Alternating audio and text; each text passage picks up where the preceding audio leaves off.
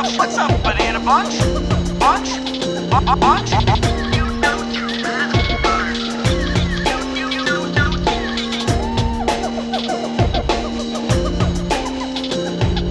Welcome to the Junglejims podcast.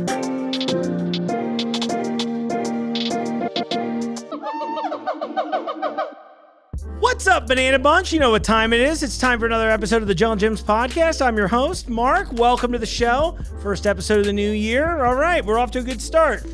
It's time to bring the deals back. You can hear that if you're only listening to the audio version. You can just hear the crinkling, but let me throw you out some deals that I think are worth your time this week. Now, if you don't like the paper version of an ad, we now have these available to you on the Junglejims app, which is available on iPhone and Android now. So everybody can get it and you can enjoy. And here's a little tip on Sunday nights. If you go to the ad, there's a little button in the upper right-hand corner where you can get a sneak peek of the next week's ad. Pro tip, you're welcome. Very cool stuff. But you know what I like to do with these ads? I like to go through and go, okay, are there a couple things that I think are really worth your time in the deal game? And there's a lot of good things this month, but I got to bring this up. If you've known me at all in real life, you know that I make a ton of friends in the bagged salad aisle. And so this week we've got for $3 off a bag, because these are now like $5 or $6 a piece, Dole's chopped salad. So they have in the ad, they show the Greek and the Chipotle and cheddar flavors, but it does list all varieties. Try the barbecue ranch. I think that one's really good. There's a Chop House Crunch one that they make too. That's a new flavor. That's also really delicious. I like a bagged salad. What can I say? Take some of the guesswork out, and it's pre-chopped, so the bites are nice. I'm here for it, folks. T-bone steaks at $9.99. You know I'm a drink person, which will tie into the rest of this week's theme. But Hint Fruit Enhanced Still Water, we've got a deal on that. It's almost 50% off a case. 12 packs are $9.99. If you haven't tried Hint, it rules. We're going to do some giveaways with them later this year. But imagine just like a little essence of fruit in your water. It's not sparkling. It's really delicious. Some of the flavors are really good. There's a grape one I tried the other day that I thought was really great. You'll see that in the episode when I talked to one of the country's grape experts. That was fun. Panera soups are $2.20 off, so you can get it's soup season. Let's go. I'm gonna do a whole Panera soup tier ranking list soon. It's gonna be great. What else did I see in here that I thought was worth bringing up? Oh, Lysol lemon wipes for 99 cents a bag, and that's like 80 counts of wipes. That's a great deal. So come over and clean my house with the deals I'm helping you out here with. Highly recommended. You know, and since I am a drink person, you may have seen us try this I guess a week or so ago when I had Shroom from WBN on. But I want to bring these up because I think they're really good. And since it is, you know, I think a lot of people are trying to celebrate Dry January. Very cool of you. I think it is worth mentioning here. So Urban Artifact, one of my favorite breweries in the area, they just came out with their own version, effectively, of their Midwest fruit tarts, but as a non-alcoholic beverage. So the line is called Seedless. There's a strawberry flavor. There's also mango. I think they're both delicious. They kind of taste like if somebody made soda with real fruit and they cared about you. I thought that was pretty cool. But if you're looking for an alternative, because a lot of times what happens is like the NA beers just sort of taste like regular beer. And maybe, look, I mean, that's not something I personally struggle with, but I respect if you do. But my point being there is that I know for me, I'll get real bored of like the Heineken Zero real fast because I just don't want beer flavor. I want something more like this. It's like a little more soda-y. Hit all those palates. We're Americans. We like a sweet palate. The strawberry's really good. Like I said, the mango's great as well. Get them nice and cold. Shroom loved them. I do want to mention though, and I think this is probably one of those legal things and probably speaks more about my ignorance about brewing non-alcoholic beers, but they do mention on the front of the can, contains less than 0.5% alcohol by volume. So if you're looking for something 0.000, maybe this isn't the move, but I imagine that that's probably something across the board. But I can't highly recommend this enough, and thank you to Scott and everybody over at Urban Artifact for letting me try these early. I really appreciate it. Since we're on the game of drinks, and it is that new year, new me thing, right? I brought on the team from Super Coffee. Now, if you haven't had Super Coffee before, you're missing out. I did a separate review video of their brand new Extra line, which is kind of like I hesitate to really call it an energy drink since it is still just like a coffee beverage, but it's in a can. The branding's great and it tastes delicious. Try the mocha flavor. Oh my gosh, it tastes like Yoo-hoo, which I'm sure you'll hear me say repeatedly because I think I say it in the interview as well. But Super Coffee's great. They've got like bottled line as well. They're doing some rebranding and relaunching, and maybe rebranding is a little too maybe that's not a correct way of saying it, but they're relaunching some products and shifting a few of the flavors around, and they've reformulated some of the drinks, but you gotta try them. Especially, I thought it was really cool, and I thought it was perfect for this to be like the first episode of the year, because everybody is kind of on that like, well, I'm gonna try and be healthy, I'm gonna try and do this. And with them having such a fitness bend and this whole thing of removing sugar, I just like their mission, removing sugar from the American diet. Yeah, again, we're Americans. We have a sweet palate. Let's change it a little bit. And so these drinks still hit some of those notes without some of the negatives that are associated with sugar intake, or at least excess sugar intake, something I struggle with personally. I was really looking forward to this, and I already love the product, so it made it way easy. So anyway, let's just move right on and have a chat with the team at Super Coffee. All right, should we start by cheersing? I need to block my face. Here we go. Cheers, brother. Get that crisp in there. You got the vanilla. I got look. First off, Jimmy, thanks so much for joining me in the first place. And like I was saying off air, like I like both these flavors, but the mocha, it goes so hard, man.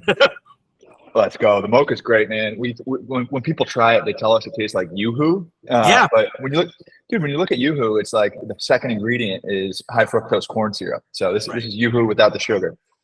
Well, you've obviously got a fitness background. Didn't you just run the New York Marathon? Yeah. A painful run. Yeah, I bet. As a former resident, I was like, also the road blockages were less than exciting. But no, all kidding aside, that's really cool. You know, look, I'm sure in my lead up to posting this segment, I talked a little bit about the Super Coffee brand, but I thought it'd be way more fun if I hear about it from you. So tell us a little bit about Super Coffee and what you've been building. Yeah, man, for sure. So my name's Jimmy. I'm the oldest brother at Super Coffee. We started Super Coffee 8 years ago. It was me and my two little brothers. We all played sports in college. I played football. Middle brother played football. Youngest brother played hoops. And we were tired, man. We had early practice. We had class, late nights in the library. We weren't great students, so we needed some extra energy. But all our school offered was high sugar, Starbucks Frappuccino, double shot, just stuff that didn't give us the fuel we needed, and it had 45 grams of sugar in it. So we didn't want that either. So we started brewing our own coffee, and we added protein for our workouts. We added MCT oil for focus and made it super strong with caffeine. And we called it Super Coffee and sold it to our teammates and our classmates and our coaches. And my youngest brother said, "Hey fellas, I'm dropping out of school to start this company. You guys want to help?" And I thought it was just going to be a temporary thing for me, but here we are 8 years later selling in grocery stores now. That's incredible. First off, of course, congratulations. Really cool. I always love that. It's funny. The thing you brought up about the school, I had a somewhat similar trajectory, I'll put it. And at one point, my answer was, I was like, do I want good grades, or would I rather live as a legend? And you know what I mean? I mean, it's way better. It's like, yeah, my averages were fine, but not as fun as it was to be. Like, for me, at least, I was like, I'm just going to be the weirdest person in the class and do my own thing. So again, congratulations on the success there. I think that's so cool. And I love hearing this. I love that you guys, because you all are still working together too, right? Yeah, we work together. We live together. One thing I just wanted to say on that point is, like, you make a good point about being a legend in school. When's the last time somebody asked you what your college GPA was? Well, that's a great question. Never. Nobody cares. But you know what's funny? I get a lot of calls back for somebody who had the grades he did in college. I get a lot of calls to be involved with, like, events at the school still. And I'm like, oh, I bet that, it's a real thing. I hate that this was secretly, I was just going to do an episode telling kids not to go to school. I mean, look, go to school if it's right for you, but don't stress. Don't worry about it, right? Like, to all the young kids out there, my brother dropped out of school. He never got a degree. I was a 2.5 GPA kid, and here we are building something. Yeah, which is way more important. That's so cool.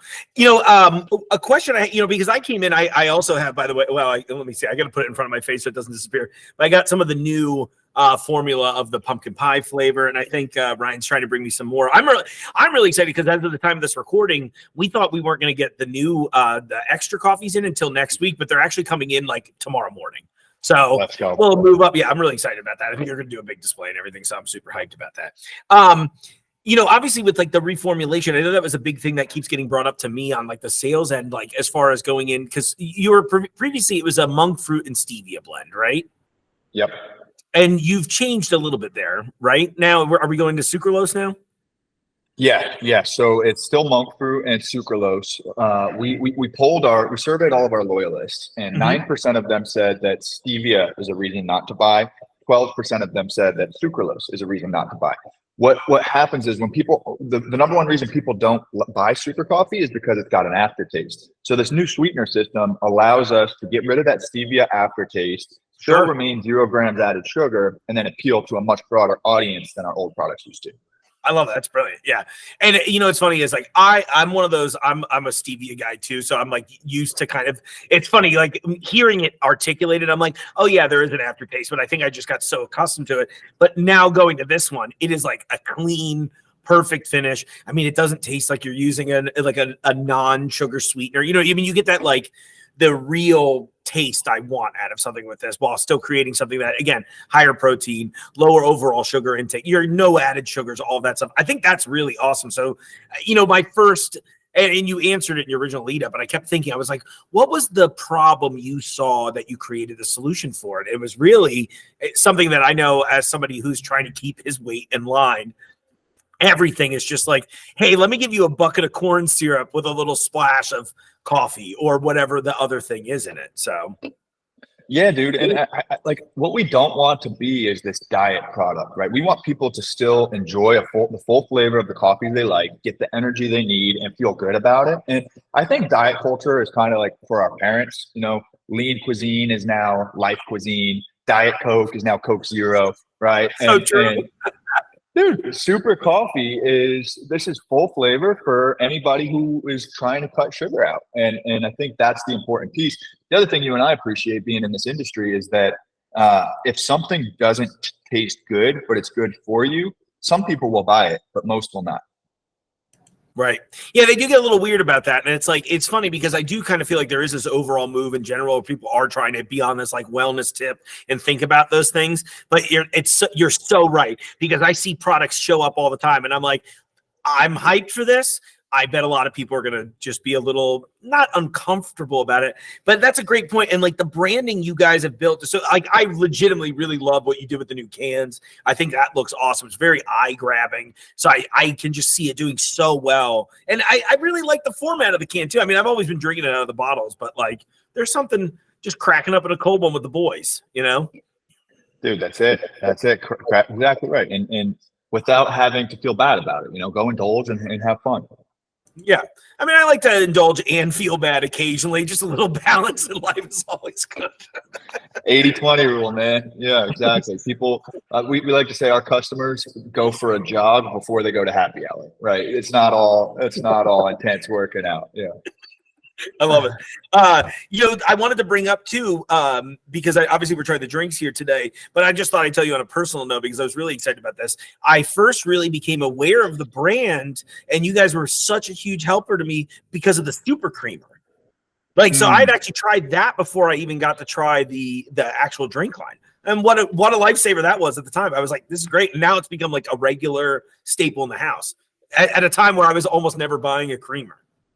Yeah, dude, thank you. And that's a category we're really excited about. You know, it's much bigger than bottled coffee. It is far fewer players. International delight in coffee making. Same problem. That's vegetable oil, canola oil, high fructose corn syrup, lots of sugar. Right. And they hide it, right? They're like, oh, there's only 5 grams per serving.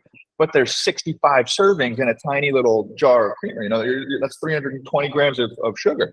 So I think that the super creamer is a tricky one because it does need to be refrigerated in the cooler set. It's shelf stable. We could send it all over the country, but I think getting distribution on that has been more of a challenge than on the bottled coffees. That makes sense though too. And it's like, again, one of those things that we can really appreciate being in the state. And so maybe I'm hoping we can impress this on the viewer too, is that it's just things you don't think, right? I mean, I think about like even just before I started doing this show, like there's just so much shit out there you don't think about with regards to moving product. Like, hey, this needs to be refrigerated. What kind of shelf space is available to that? Like, how do we keep this? And then I'm imagining on your end as the creator of these products going like, well, is this something that we can make that shelf stable instead of refrigerator only? Like, I can't even imagine the hoops and stuff you've had to jump through just thinking through this stuff.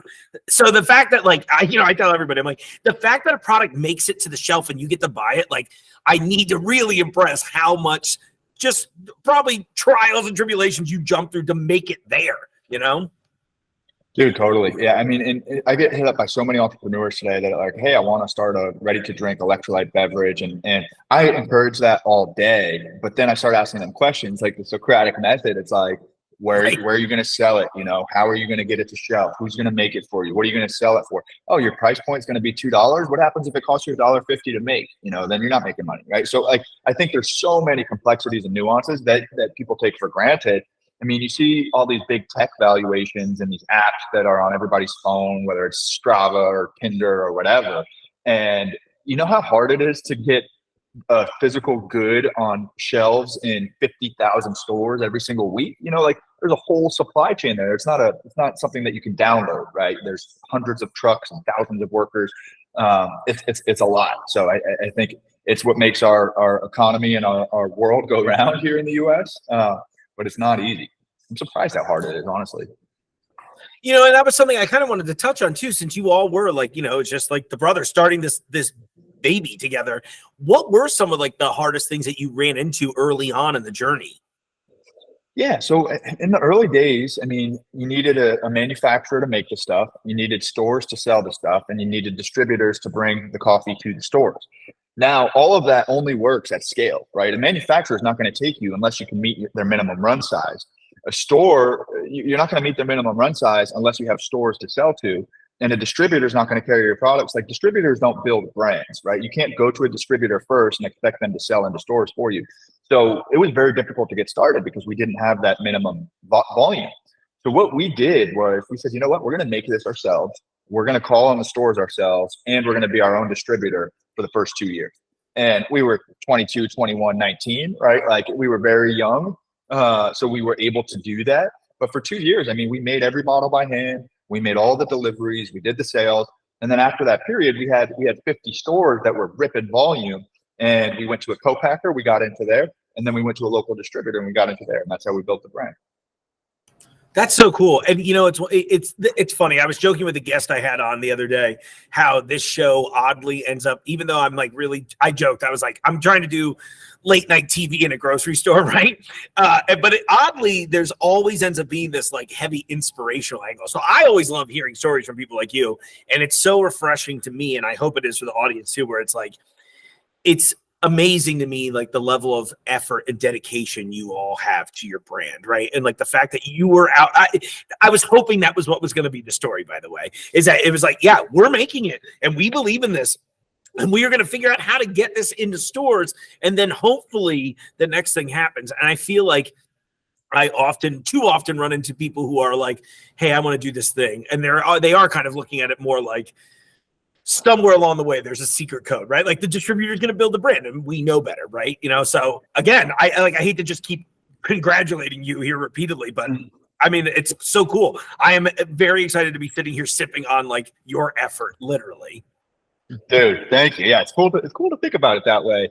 And on the flip side, like I said, it's not this game is not for everybody. And a lot of times when I see friends who start to give up on their dream, it's because my distributor screwed me. They couldn't get it to stores, or my co-packer bumped me off the line. That's the freaking game, right? That's not the exception. That's the rule. And you need to be there to handle that, you know? And like if I walk into a store in Austin and it's not on the shelf, that's my problem. That's not the store's problem. That's not the distributor's problem. Like that's something that I got to go through solve. Yeah, beautiful. That's great. I feel like that's a great piece of advice too, that I think a lot of people would appreciate too, which is like, yeah, so often in life, just in general, it's taking that approach of like, what can I do differently or potentially better here to improve my situation, rather than going, what are they not doing for me? You know, it's like, I love hearing it. And so it's, again, one of my favorite things about doing this is getting to meet people like yourself who are like, no, hard work, effort, looking at yourself as ways to fix a problem is literally these are the keys to success. It does take a little bit of emotional hardness, I think, to be able to hang in those kinds of environments, because, you know, I'm sure you all dealt with rejection early on. There's a lot of no's in every business and every wild swing anybody takes, but it's like pushing through those and figuring out how to get ahead of it. I think it's just so cool. Inspiring. Thank you. Yeah, Thank you, brother. Thank you. Yeah, my pleasure. I was going to ask too, what kind of fun things do we have coming down the pipeline? Can I get a Junglejims exclusive? Let's go. Yes. Well, I mean, Super Coffee Extra hitting your stores tomorrow. You know, that's huge. This is I'm excited about this, and you are too. Like, dude, this is gonna change the game, because we were talking before we started recording, and our 12-ounce Super Coffee bottles, that's for her, right? And this is for him. So for us, I think we just really doubled the market that is addressable to us. And I think in the future, 2024, I want to get the creamers going. I want to build up the volume on the creamers. I want to build up the core 4 12-ounce bottles with their new formulas. These 2 SKUs here. And you remember a couple of years ago, we had these little 6-ounce espressos, super espresso cans. Yeah. We couldn't get those cans for a while. So in 2024, we're bringing them back in an 11-ounce format. They're beautiful. They're like high-end luxury espresso. So we will we'll give you guys the Jungle Gyms exclusive on that drop. I can't wait. That'll be awesome. I really love it. Yeah, it was so fun. Like, okay, I got to tell you this story too. So, like, your sales rep here, Ryan, I met him in the store for the first time, right? And it was like an insane day. I'd only worked with the company at this point officially like a month or so, but I have this like giant bug mascot costume from a commercial I starred in. So I'm walking through the store in this like mascot suit, and I'm cracking a whip somewhere back in our international department, and I just see this dude watching me, and he's just like, what? And I mean, wait till you get to see the store. Like, it's one of those places that everyone will try to describe it to you, and you'll still be like, what the hell is this place when I get here, right? It's like big, just strange. So we're doing that, and then as he's like walking away from me, I was like, oh shit, Super Coffee, I love it. Like, again, I'm like an unabashed fan for years now. And I like stopped him, and he's like, oh, and then they all put it together. He's like, oh my God, you're like the podcast guy. And so it's been a nice little relationship there. So it's been cool to get like friendly with them, and obviously now to get connected with you too, Jimmy. Like, thank you so much for just even taking the time to chat with me about this stuff. I love it. Dude, my pleasure. My pleasure. And Ryan's awesome, man. I think that's a really important thing to scale a brand, is to go get guys like Ryan who are entrepreneurs in their own right. You know, right. Sales rep, when I think of sales rep, I think of somebody who's going in, taking orders, maybe doing a little bit of merchandising. Ryan's a guy who's sending me deals for the Cincinnati Bengals, podcast opportunities with you. He's like, Jim, how can we grow this brand more in my market? Right. We call it an owner's mentality. Right. And we have 65 people like Ryan on the team. So we've been very fortunate to build a team that treats this as their own baby. That's so cool. And it's clearly, I think, speaks to the environment you fostered that way too. Because like everybody I talked to leading up to meeting you has been that way. They're like, they are also genuinely excited about it. And not that that doesn't happen frequently, but it happens infrequently enough that I like to call it out when I see it. You know what I mean? Where I'm like, this is just cool. You genuinely seem to love not only what you're doing, but the people that you're representing as well. I mean, it's easy when the product's good probably too, you know, I'm sure that helps. So we got to come up with some weird stunt to do when you come in. Literally, I was walking out with a can like an hour ago. I'm standing over, we have a balcony over one of our areas of international. I was like, all right, listen, we just got to get somebody on the floor, and I'm just going to slowly pour it into, you know what I mean? It was like, what can we do it from, 20 feet in the air? So anyway, I'll throw this out to you though, for real, Jimmy. If there's ever anything you ever wanted to do weird with your product, particularly in a grocery store, I would love to invite you to do it here. Dude, honestly, we could get something that goes super viral, right? Your stores are so unique. First of all, when I think of Jungle Gyms, because you guys are so iconic, and it's a 2-store footprint, right? It's not like this 100-store chain. I put you in the same category as Buc-ee's, as Wawa, like as these very sort of cult-like following in their region, diehard, passionate fans. And it's amazing that you guys have been able to build that culture and build that brand. But I think because of the uniqueness of your stores, we could do something awesome. Like, there's a freaking Running Man on the logo, and we were talking about the marathon earlier. What if we ran a freaking marathon inside Jungle Gyms? That'd be amazing. You know, I forget one day I'll have to pull it up because I did an episode. I had like my old trainer come in, and we were like, let's not only do like footstep count if we walk the perimeter. And then of course we're like expanding again. But I by the way, I love that idea. I think Jungle will be way into it too. We can get wild with it. The first ever Super Coffee Extra marathon, you know?